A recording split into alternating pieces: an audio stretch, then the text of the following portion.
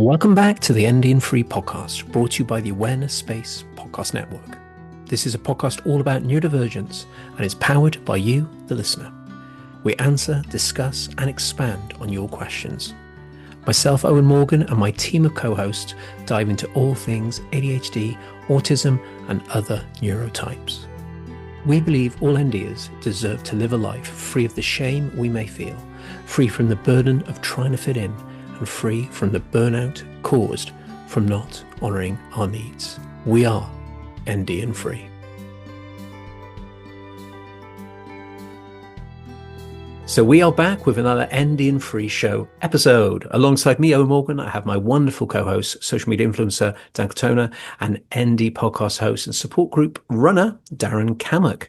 I'm an ADHD coach, wellbeing coach, and have been in the wellbeing sector for 15 years, previously working as a personal trainer, massage therapist, and host of multiple podcasts, which I've interviewed over 500 people. All right, so we are back, episode 8. I cannot believe this. I feel like I just came up with this idea recently, but here we are. This is my third stint with the boys, and I'm really excited to jump into the topics over the next 2 episodes. So, Darren, how are you, my friend? Is there anything new in your life before we jump in today? I'm good. Been really busy. Been really busy 6 months or so, to be fair. But really good. Like I said, my support group now, we've sort of created a charitable association. So it's basically, an unregistered charity. That's really hard to say. We're busy sort of getting that up and running and laying it out for the rest of Oxfordshire, really, because we're Oxfordshire based. So it's all good. Amazing stuff. Yeah, I'm so happy for you, the work that you're doing, all the work it must have taken to get to that place. And I've heard about all your plans in the long term. I'm so excited to see how each step unfolds. So stick around for the end of the episode, guys, and you'll be able to find out a little bit more about the work Darren's doing in our little outro advertising section. So stick around for that. So Dan, how are you, my friend? Anything latest in your life? Yeah, very good. Thank you. Good to see you both again. I've actually just been taking a lot more of me time and doing a lot more self-care. So I've actually slowed down a lot with my social media stuff recently. As much as I love doing it and I love, sort of putting out the content and hosting the ND drop-in, I've realised that I was feeling quite burnt out. So I recognised the signs and took a step back, had a bit of a reset, really focused on myself, and now I feel really energized and really refreshed again and sort of ready to sort of tackle it, and sort of learn from my mistakes, I think, as well, sort of not diving in head first with it and pulling back when needs be. So a lot of self-reflection recently, I think. Yeah, I think that's a really important message. And I know, we talk a lot in between episodes, and it's just interesting that, you, me, Dan, have been in this sort of similar space, haven't we, where we're like, everything we're doing is like really exciting and amazing and really wonderful for ourselves and for others. But then you like, holy hell, like I am on the edge. And I think that's the big part of the neurodivergent journey is, and really, Darren, with the growing of the groups, you want to push forward a little bit, but it's hard to know how much is good for me. And a lot of the work is that, like constant self-reflection. Am I doing too much? Am I in denial? I say, no. And always coming back, because I've been really struggling, just to be honest with everybody, last week or two. I thought it was anxiety and panic attacks back in the day. A lot of it's the ND stuff, but just completely stressed out. My adrenals have been really hurting. I've been dizzy. I've been getting headaches. I've just completely overdone it with being full time again at work. I had to go back full time and not. My sleep's not great anyway. But then being naughty, getting up too early because I was excited about my projects. Sleep has to come first, good food has to come first, exercise has to come first. And it's quite a hard pill to swallow where you're like, no, but I want to do the cool fun, the fun stuff over there. Is that okay? No, it's not okay. Bloody rest. So just to say, even though we're on this show and we feel like we know what we're talking about, we're still NDers and we're still fighting the good fight with lots of love and compassion. So, that's what the community is all about. So yeah, thank you, everyone. So our topic today, we're looking at masking. So what we're going to be doing, guys, is just sticking to the topics now. If you have a topic for us, please send it over. We'd love to talk about anything you'd like us to talk about. But the Q&A show, it's a lot of work for me, and I think it was part of my potential burnout that was incoming. So each episode, one topic, bring us one if you want to. But if not, we're just going to talk about something important for half an hour or so. So, masking, everyone. This is an interesting topic because a lot of people don't like the word these days, the word masking. Maybe some people like to say this, like putting on a show or trying to cope by being fake. There's some negative connotations as well, where you're not being authentic, which I think is really unfair because we are really trying our best. So first, let's just start off how we feel about the word masking and what would be our word and how may that look out there in the world if we do experience it. So Darren, what are your experiences here and how do you feel about it generally? Is that Darren or Dan? Darren, sorry. Sorry. I'm okay with that term. I haven't really thought much about it, to be honest with you. Maybe if I thought about it, maybe I'd change my mind, but I haven't as yet. Yeah, masking. The way I look at it is, everybody masks. Okay, everybody masks. The only difference is why you're masking and how long you mask for. You go for a job interview, everybody masks. No one's themselves when they go for a job interview. You know what I mean? You put on a show, you want to create the best impression because you want to fit in. But the difference for a lot of neurodivergent people is you mask because it's a survival mechanism, and it's kind of continuous, and it's exhausting and mentally and physically. Whereas most people would mask for a particular kind of environment for an hour or two, whatever, and then back to themselves again, where it's very, very different. But yeah, it's a process to demask or unmask. Takes time. It's not just, okay, I'll just be myself now. 51 years took me to get sort of diagnosed, so that's a lot of layers to unpick to work out who I am. And that's not I'll be spending the rest of my life unmasking, in different environments, of different people, trying to find out who I am. But knowledge is key, which is good. The more you know about yourself, the more you can kind of like put things into place to help you unmask. That makes sense? It does. And I think a big part of it is you're trying to fit in. You use the right word, trying to fit into a neurotypical world, essentially. But I think, Dan, I don't know what you think here about this sense of, are we trying not to tell people we're neurodivergent? Are we pretending that we're not? Are we pushing to do something that isn't good for our brain because that is the common social norm? Which is what masking would be like to me, is that I'm trying to show them I'm like this, got it all together, not acknowledging any of my needs in the process. So yeah, what are your thoughts, Dan, about the word itself and how you experience it? So much like Darren, I never really thought about the word itself. I use the word masking a lot. It's a term that I use. So I don't think anything sort of, I don't see it as a negative word within as itself. Interesting you say though about when we're masking about sort of, what that means, are we trying to fit in and, are we trying to hide our true selves? And I think a really important thing for everyone to remember is masking isn't always a conscious thing. And actually more often than not, it is an unconscious act. So I just feel like it's quite important to distinguish between sort of actively masking and unconsciously masking, because again, like Darren, like you said, where we're late diagnosed, we've got decades of unconsciously masking to try and unpick and try and get sort of get rid of it. And I think for myself, I'm still not aware a lot of the time if I'm masking, and I don't know if anyone else feels like this, but I just feel like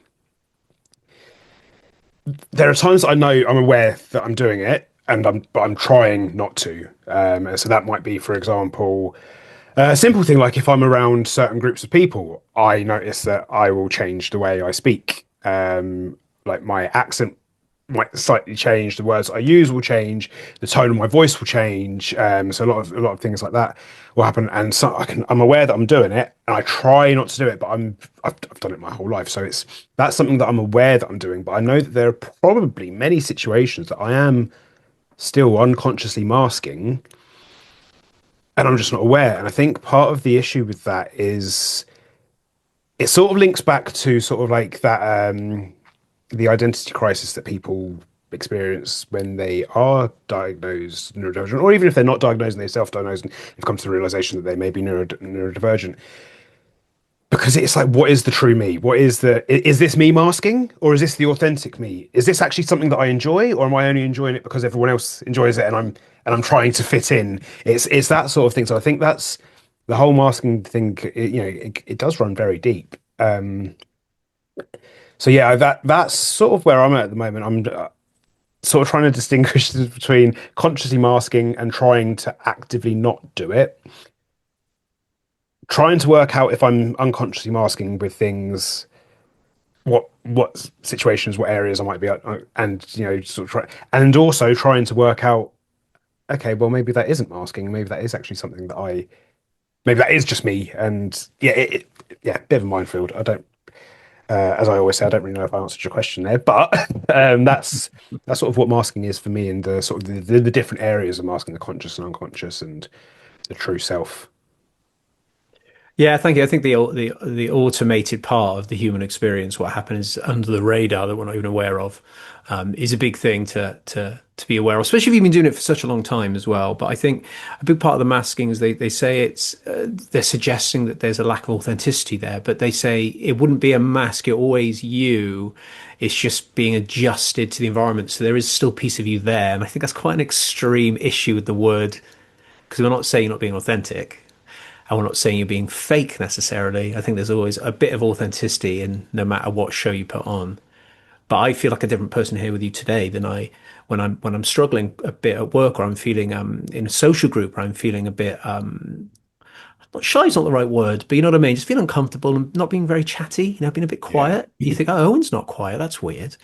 But I just find that in certain environments where I feel safer, or I'm with people that I know, or doing stuff like this, it feels a bit performative, but I still feel like I'm myself. I'm like a hyper, really excitable, but also grounded while I do it on the show here. I love presenting. I love being on the microphone.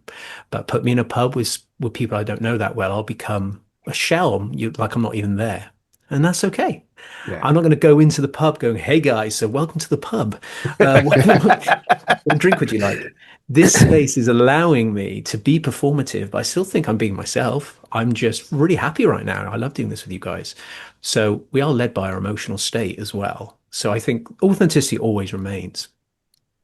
But for you, Darren, generally this would happen with people, obviously.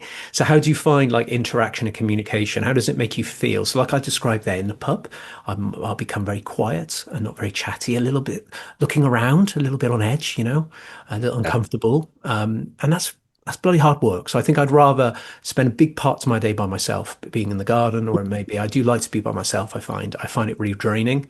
So it's just finding good groups, safe environment. So how do you find, as someone that runs support groups even, how do you find interaction and communication with people? That's a big question. How does it make you feel, man? How does it make you feel?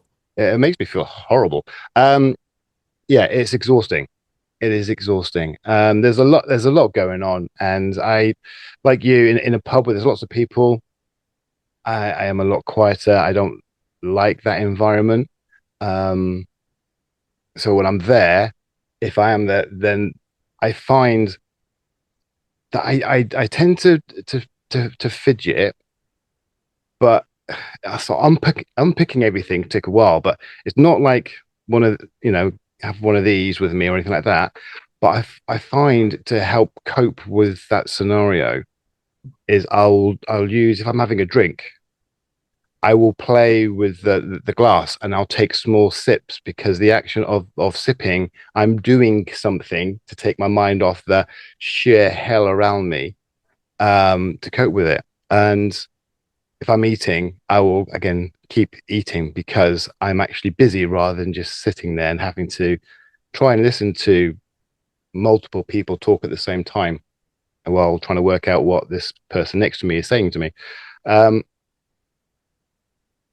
anything like, someone's got a dog, I'll play with a dog, because that's now got I can put my focus there, and feel safer and calmer in doing that. So that's how it shows, kind of like going out and about. But I don't generally go out and about anymore, so it doesn't happen a lot. But I didn't realize I was doing those things. Masking is one of those things for me. It took me a while to kind of like understand and where it fitted into my life. Focus and RSD was bloody obvious to me at the beginning, but masking it took a while. And like Dan said about changing how you speak to people, that was one of the last things I learned about myself. So like, yeah, I do that. Why do I do that? And it's from where I work, I speak very, very differently with the wording.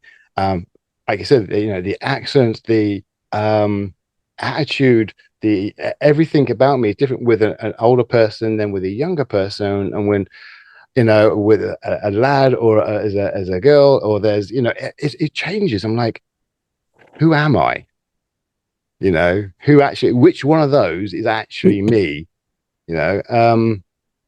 But yeah, again, it's not something that I do on purpose. It's just how it is, how I naturally try and cope with the environment. I don't try and put fake accents on or anything like, you know what I mean? It's not, but it's not like, so you're going to become Jamaican.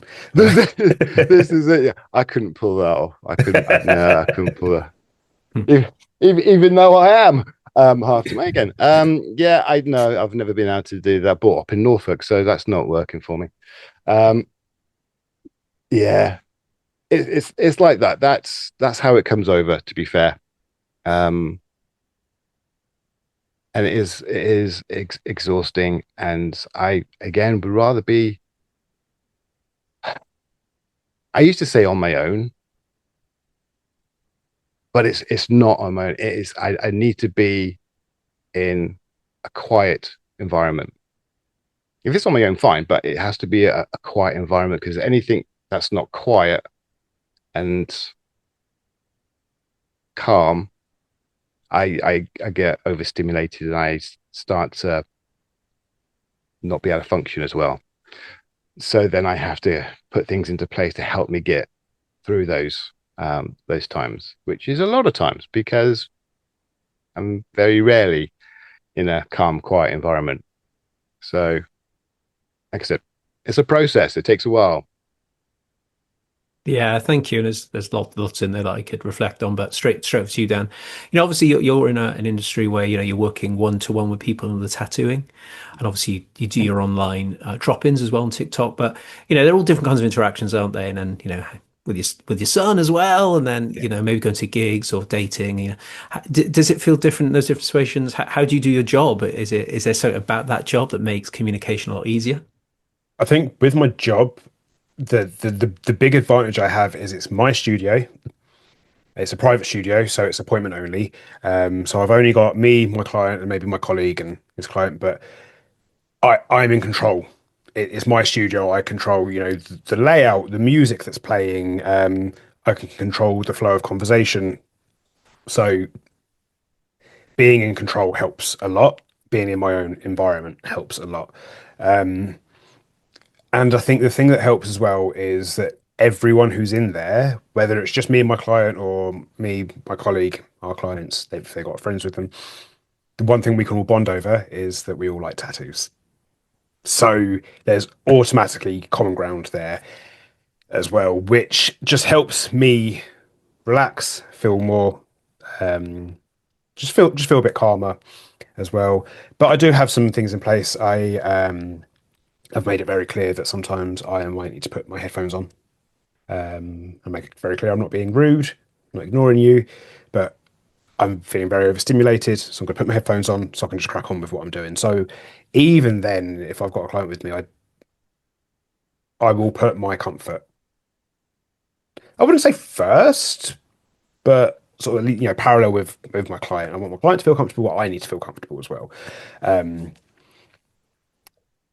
Saying about sort of wanting to sort of sort of be more by yourself or something, I really resonate with that. I used to be out a lot, I used to socialize a lot, but I also realized that socialization always involved going for drinks. It was always the pub, clubs, that sort of atmosphere where a lot of neurodiverse people naturally sort of are more drawn to alcohol because it lowers your inhibitions. It helps you. It sort of can dampen your senses a bit. You don't feel so overwhelmed. Now that I don't go out that often, I love being at home. Love being at home, love being by myself. If I am hanging out with someone, then it's quite nice to be able to. So the other week went over to a friend's house and it was great because there was sort of like TV on in the background. And we were both sitting there, but we were both quite overstimulated. So just opposite ends of the sofa, had our phones out. We were just both just. It's sort of like you had that company, but there was no performance. It was sort of, you had someone nearby, but I was sort of by myself at the same time, which is quite a rare find for someone that also wants that sort of dynamic. So yeah, though I tend to sort of keep to myself now, or be around people that are sort of going to be happy with that sort of dynamic. And then yeah, I suppose going out to gigs and stuff like that, that mask goes straight back on. But I think as well, it's really weird. I can go one of two ways. I can either be very quiet, if I'm out and about, I can either be very quiet, very reserved, sort of, oh, I just want to, loops in or headphones on and sunglasses on. I just want to sink away. Or I will be sort of the life and soul of the party because that other mask will come on where it's sort of like, okay, I'm going to look really, I think it's sort of like I'm going to look really sort of vulnerable here. So my brain sort of goes into sort of like trying to protect myself. So I'm this outward big, voice just, yeah, look at me, oh, look at me, oh, isn't it such a great night? So then, yeah, I assume that's sort of like a protective thing that my brain's doing with masking as well. But yeah, ideally, I'd just chill at home or maybe with someone, but we're both just doing our own thing. Yeah, that's sort of how I get on with it.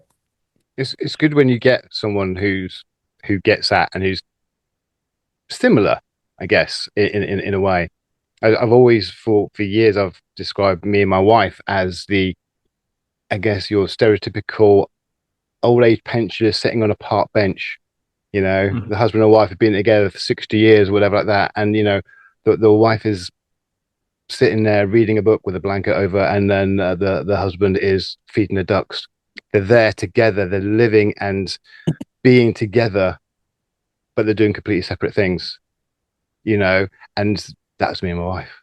It's nice when you can share that environment and it's all okay, it's all good, it's not forced, it's just you're both yourselves. Yeah. Yeah, thanks, guys. I think it always depends on who it is. I know it's very obvious, depends on who you're with. Do you have a common interest? Because, like you said, Darren, like you said, Dan, one of you guys get a slightly different name? Useful. Like you said, Dan, there's something about common interests. So, different environments, you have common interests. So I will do anything I can to find the common interest because then I know there's no awkward. So, how's your day? You want something where, like, if I've talked football with my mates at work, we can talk for hours about football. There's wrestling fans at work, Dan, luckily for me. So me and one of them will just stand there for 10 minutes. We're supposed to be working, just talking about the latest episode of Raw or whatever. And I love my movies, as you know. So I have plenty of topics. So maybe the advice is go and get obsessed about 6 different topics, and you'll always have something in any social environment that will keep you ticking over. But all joking aside, I think it's just about honoring. If you're going to use energy, 'cause let's be honest, we're using a lot of energy to communicate and to be around other people. you want it to count, you want it to matter, you want it to be with beautiful beings and people that you really care about to a certain point, and maybe stay away from the small talk and the school playgrounds and all that kind of stuff. Don't put yourself through it. What's the point? Yeah. Keep your energy for the stuff that really matters. And I think, like you said, Darren, about you and your wife. For me and my partner, we can't stop talking. We literally burn each other out, just chat, chat, chat, chat, chat, chat, chat, chat. And one of us has to say, stop talking. But if we go to the garden, she'll be off weeding over there, and I'll be doing some weeding over here. And we'll meet up, we'll have a hug, we'll put a hand on one of our trees because they're amazing trees, and then we'll go off again. We don't really say anything, but we're just both gardening. We both love it so much. It's a beautiful space. And we'll say the odd line, oh, what should we plant there? I'm in heaven. Just little bits of dialogue. Boom, boom, boom. That's perfect for me, which is ironic because I'm sat here with you and talking for ages about this. But this is a contained shell, right, guys? For us three, this is a contained shell. We meet up once a month. It's really beautiful, and we can use a lot of energy doing this because it feels like it's worthwhile, which I think is important. So, Darren, how do you decide? We have talked about this previously, so we don't have to go on too much about it. But you're not going to go up to somebody that you've met once or twice. Hey, my name's Owen. I'm ADHD. I'm suspecting I'm autistic, and I might be going for dyslexia. Thing. So this is what's about to happen. I'm about to do the following strange ND traits. You're not going to do that. You're like, hi, I'm Owen. How are you? How's your day? You're not jumping in there. And do they need to know? But if they don't know, maybe you will start masking because they wouldn't know. Whereas if you're open and honest with them, and they know you're ADHD, you're able to say, oh, sorry, I got a bit overstimulated there. I probably said too much, or sorry, I'm speaking fast, and you might be really self-conscious, but because they know you are, I feel liberated talking to you too. You know who I am, and you know what my ADHD looks like. Boom, heaven. But you can't do that often. So, Darren, do you think there's a point there where because you can't tell them as such, what else have you got left other than to mirror them and be a bit like them? Because otherwise they might think you're a weirdo, And that's how I felt for so long. Yeah. I mean, I think it depends on how many different environments you're in. I used to be in a lot more different environments when I was younger, not so much now. But yeah, when I'm talking to people and they don't know, unless it comes up in conversation, I don't say anything. But that's where the RSD kicks in because at the point of the end of the conversation, they go off. That's when I start thinking, did I just overshare? Did I know them long enough to say all that to them? And that's yeah. So I rarely am in a position to apologize for oversharing or something like that at the time. If I see them again, okay. But at the time, no, because I'll go away and think about it, and then it all gets worse in my head. But if I know them and they know I'm ADHD and we've had conversations about it, yeah, I'll just whatever. Yeah, I won't hold back. It is what it is. If they just know, there's some people at work who just know I'm ADHD, but they don't really know anything more than that. Then I still hold back. I still mask a bit. I try not to overshare. I really try to rein it in because they're not really ADHD aware, so to speak. So I'm not confident that they will take my humor or my oversharing or anything like that well, and it's in a work environment as well. But yeah, if they know and they know about me and like talking to you guys, I don't care. Just support group, the podcast. It is what it is. We are who we are, and I feel very confident just in a sense letting it all hang out. Because everyone that I'm basically talking to is in the same boat, so to speak. So yeah.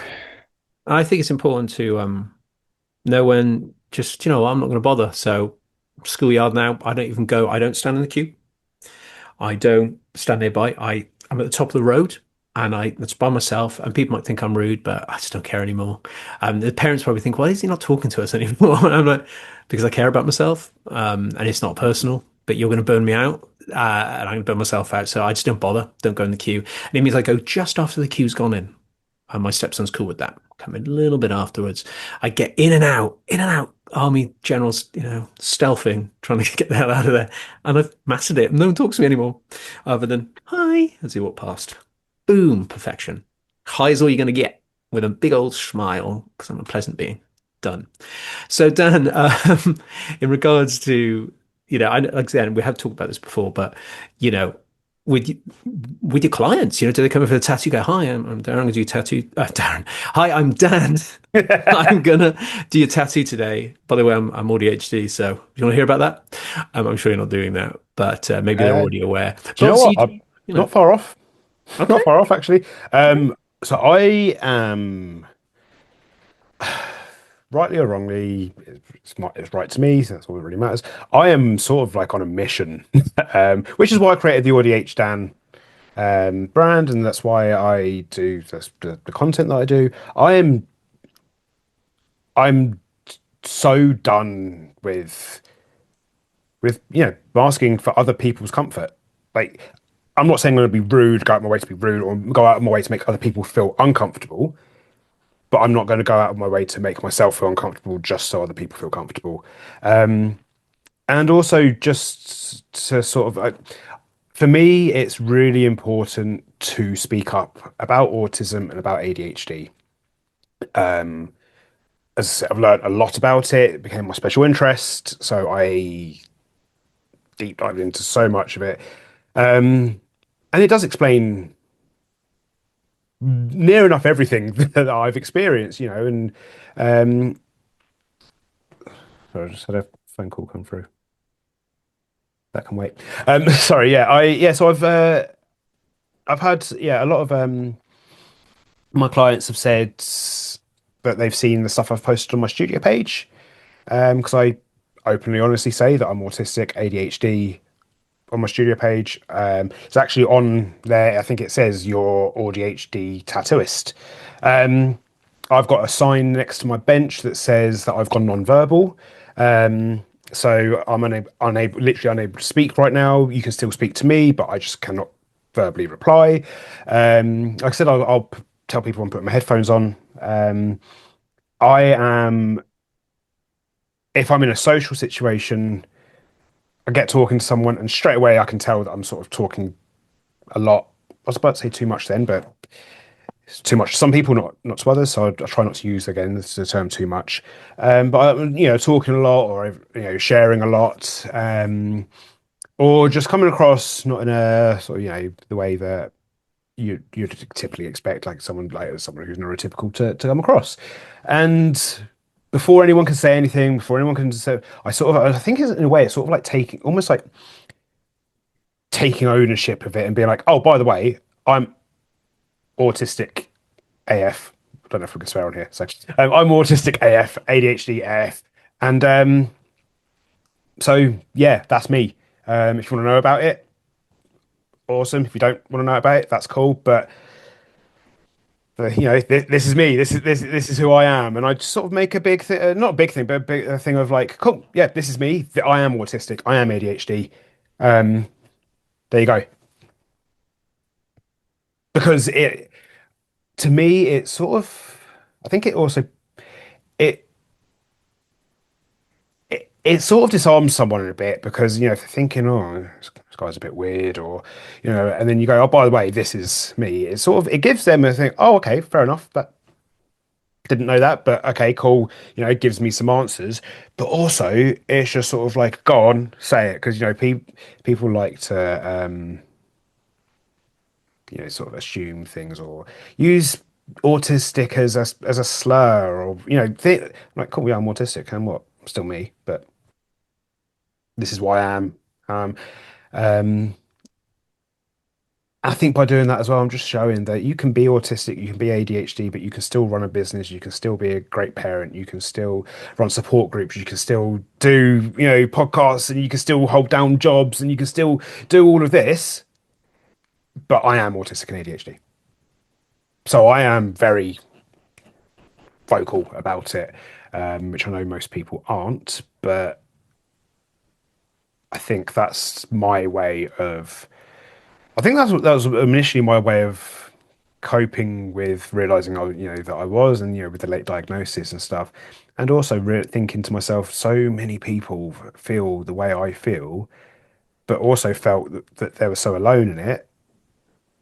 By me speaking out about it, oh, do you know what? Actually, I think I might be as well. Could you tell me how to go about getting assessed? Or do you know, my child is on the waiting list. Actually, I'm really glad that you spoke up about this because not many people do. But since you're talking about it, do you mind if I ask you some questions? And it gets conversation flowing as well. It's just kind of, I suppose what I'm trying to say is I'm trying to normalize it. Yeah. Because it's not abnormal. We're not weird. We're not. Um, we're not. There's nothing wrong with us. It's just our brains are wired differently, and I don't think that's something that should be hidden. No, no, absolutely. I agree. We should talk about it more. I mean, that's the reason why we're on the podcast and we do the things we do. Yeah, But yeah, we've got to talk about it, and yes, I do it when it's relevant. And but I will, I fidget at when I'm at work, and if anyway, even the kids say, "Oh, what you got there?"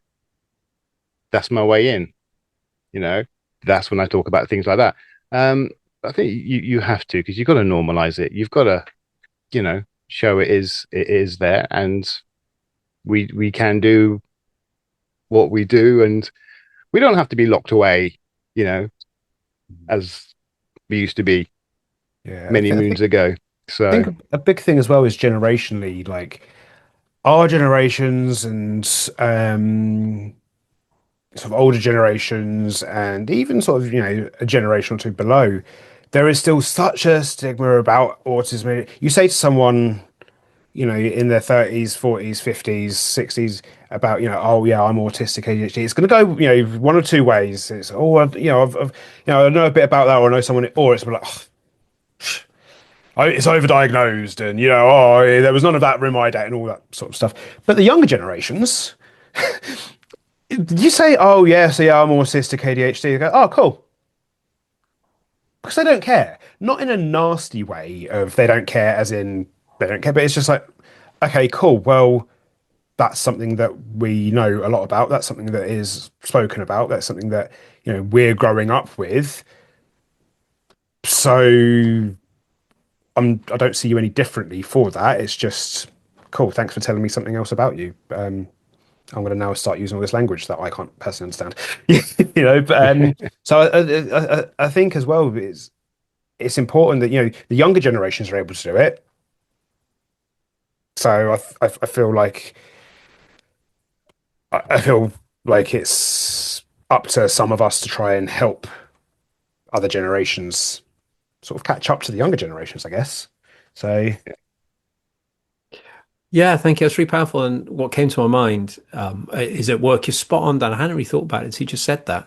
It's a bit of a culture shock. I think to our generation, it's just exploded in the best possible way. The awareness and us all knowing it's okay to go for diagnosis, and then having support systems that exist now.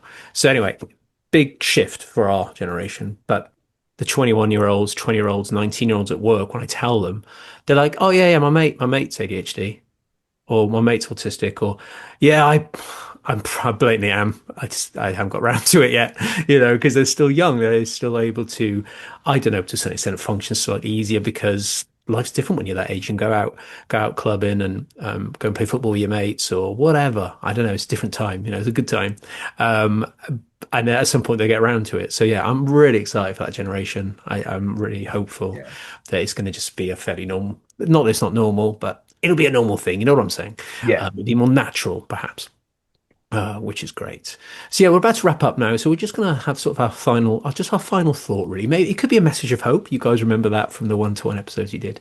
So just a little sign-off message of hope. And I just wanted to finish my bit here on that we are wired to be in tribes. And I know a lot of us want to, and quite rightly, should have lots of quiet time as well. I'm not saying you should be in the tribe. What I'm saying is, generationally, if you're, I don't know, atheist like me or whatever, caveman times, we all had different skills to provide. You would die if you didn't have your tribe and your cave. You're dead.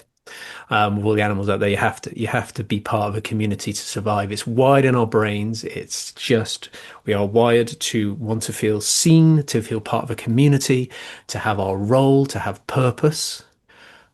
So that's one element. Just remember that all humans are like that. But it's also so important to know when you need solitude and you need quiet, you need resetting and you need grounding, whatever it may be. And both of them are absolutely fine.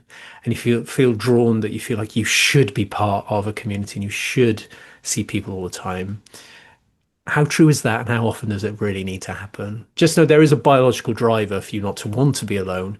But we're not talking about loneliness. Solitude is a beautiful thing. It's a growth thing. It's a rebuilding thing. Solitude is beautiful. Just remember that. It's okay. You want to be by yourself. And if you want some time with people that you love and you have common interests with, amazing. We are wired to want that. Complete natural. But reasonable adjustments, everyone. The world may not adjust to you, but if you can find a way to help yourself adjust in your own way, that's the only power you have left, is that you create adjustment for yourself. Like, don't care about the parents in the schoolyard. Sorry, I'm going to stand over here. Bye. That's my reasonable adjustment. Because That's me. I care about myself. Headphones on, sunglasses on, head down, straight through. Yeah, if you want to put on the full blown barrier like that, that's incredible. And I do that. I get my phone out and I have occasionally pretended, hey, how's it going? I'm like, what am I doing?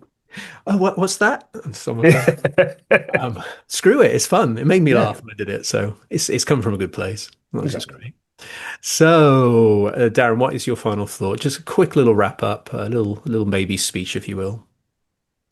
Um, I think really when it comes to excuse me, sorry, masking is look, just it's okay to mask. It's about why you're masking, and it's about doing it because it's appropriate at that time for yourself in that environment, but not doing it for survival.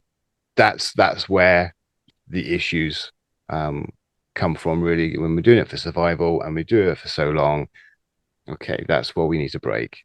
But knowledge is key for all of our journey. I believe personally, knowledge is key. The more you know about yourself, the more you'll know and understand about what you need and what you don't need.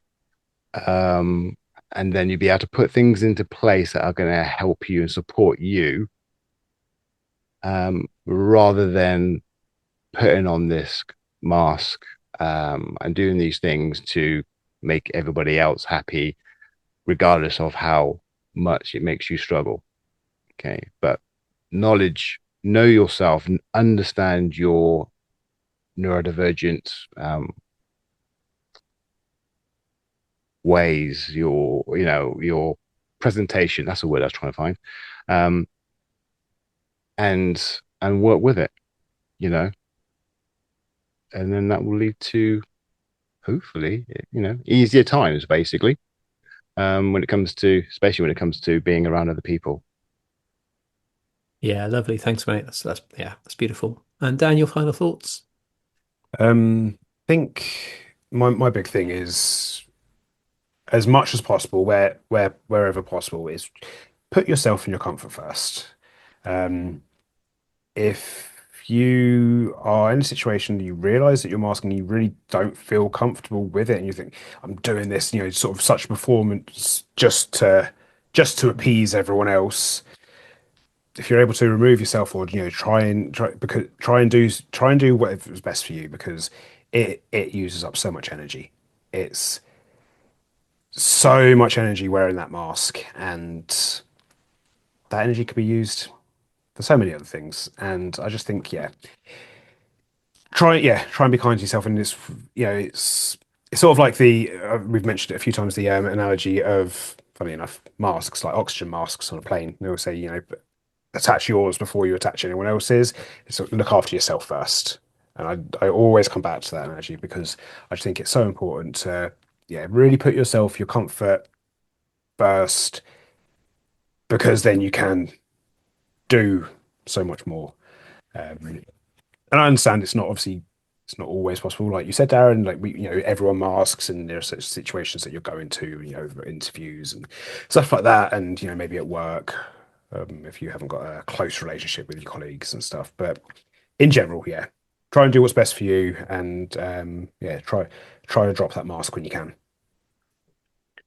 Yeah, thank you very much. And I think, yeah, that's come up a few times today. If you're going to if you've got limited energy on a certain day, try and decide where you're going to put that energy. Let's hope it's something meaningful and worthwhile and loving and yummy and fun and whatever. And using the energy on the right people. That's another show. Let's not go there. Not the drainers. So we make sure we surround ourselves and put energy into those people that really lift us up, I'm not going to disvalue our experience or invalidate our experience. That's really important. So, yeah, beautiful stuff. Thanks, guys. I've loved this. Really powerful and a lovely way to finish, too. So, though we will miss the quizzes, everyone, I think if we end with our final thoughts of a really passionate speech, hopefully we'll go away feeling topped up and feeling really nice. So, Darren, where can we find you online? Where are we going to go and check you out? You can find me on me dot. I was just trying to remember this every single time. me.and.adhd podcast on Instagram and just simply on TikTok. Me and ADHD podcast. Yeah, I'm there. Please come say hi. No worries. Links in the show notes. I should probably stop asking you guys to actually give this the full-blown URL. But yeah, stick around as well for the our little sort of partners bit there. We'll be able to hear about Darren's amazing charity work with his charity. It's amazing. So Dan, where can we find you? At ADHD. There's an underscore as well for Instagram and TikTok. And I also have a Discord server now as well, which is related to the ND drop-in that I do. And it's a place where you can ask questions, obviously, at any point, because you don't need me to be live. So you can ask community questions, have general chats. There's a section for just talk about your hobbies, about your pets. And we're just trying to build up a community in a place that everyone has access to at all times, rather than having to wait for me to be live. So, Owen, if that's okay with you, I'll give you the link to the Discord to post. Yeah, amazing. Pop that in, and that's a lovely idea. I love to do stuff like that, everyone, but I can't. We all have to provide our thing. Can't do everything. So I'm so glad you're doing that. That sounds great. I can't. I don't have the ability to do that right now. So let's send all these beautiful beings your way to that beautiful space for everybody to share, because we need that. Amazing stuff. All right, everyone. Thank you so much for listening. Our next episode, we'll be back with Dan and Darren, where we will discuss skill regression. So yeah, we're getting a little bit more like niche and a little breaking things really down to things that people don't often talk about. So by episode 100, I'm not entirely sure what we're going to be talking about, but I bet it's going to be very niche, like listen to our body when we need the toilet, because so many of us don't go to the toilet when we need it. Yeah. So we'll get very niche on episode 100, but let's just start with this one. So we'll see you in the next episode. Thank you to everyone listening. We really hope these podcast episodes help you. And thank you so much to all of those that send us the questions. You can do that via DMs on our social media channels, or send an email over to us at ndandfree@gmail.com. This podcast is in partnership with the following wonderful companies, services, and those who support those with neurodivergence. For neurodivergent assessments, visit boldmindsnd.com to explore Alice's services. For therapy for NDers, visit flourish-counselling.co.uk to see how Philippa can help you. To train as an ADHD coach with a fully accredited training course, visit barrettcoachingandtraining.com to find how Esther and her team can help you.